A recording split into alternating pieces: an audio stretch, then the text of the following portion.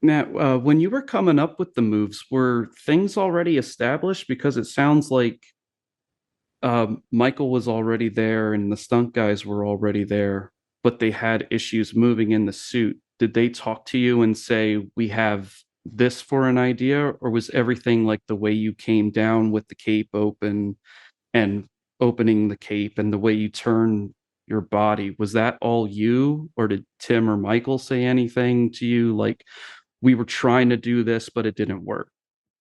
Well, initially, Sean was there right from the start. Sean McCabe was there from the start with Michael. Dave Lee didn't come in until very much later, right, very much at the end of the movie, I would say.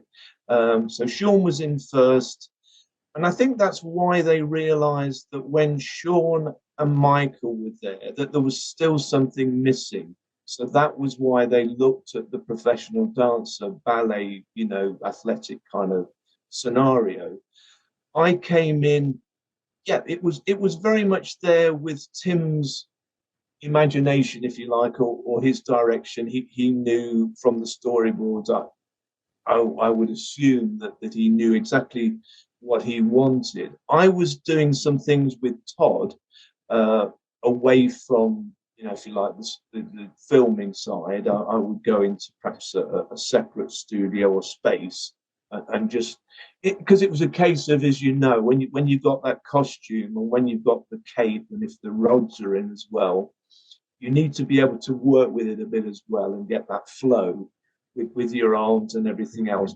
I think it was a combination of both, really, was that Tim did know what he wanted, but then he allowed me as well to express myself through the movements. And I think because of the way, you see, it's very, very interesting because Dave Lee couldn't move like me. I mean, Dave Lee could do the most amazing fighting, but an illustration of that was in the bell tower when Dave had done some fighting, but he couldn't move. He couldn't have that flow like me. So Peter McDonald got me back in because there's a lot of me walking in that bell tower, for instance. When I say walking, it's not like just plodding around.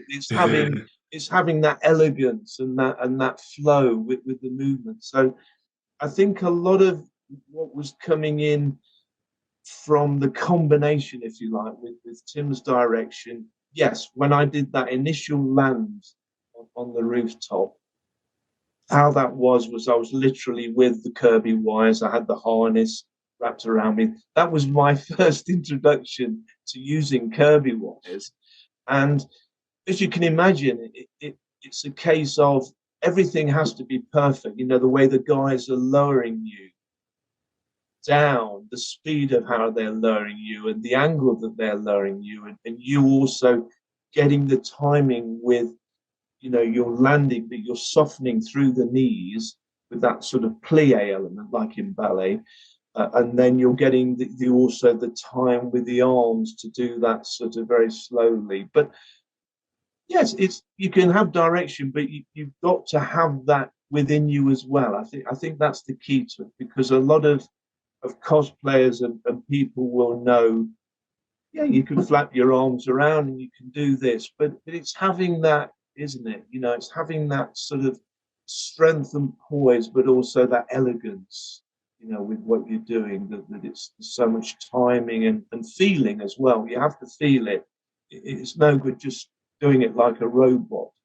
You have to feel that and imagine it. And it's the same when I was pursuing Vicky in the bell tower, you've got to have that because it translates through the body as well, even though, of course, Michael's having all the close ups, like when the trap door opens. I mean, I did all that initially, and it's a lot of me perhaps lowering it because then it's not Michael's close up. But yeah, there has to be that feeling and that real depth inside of what you're doing, but also how your body is, how your body reacts to these things. So I would say it's a combination of everything that goes within that.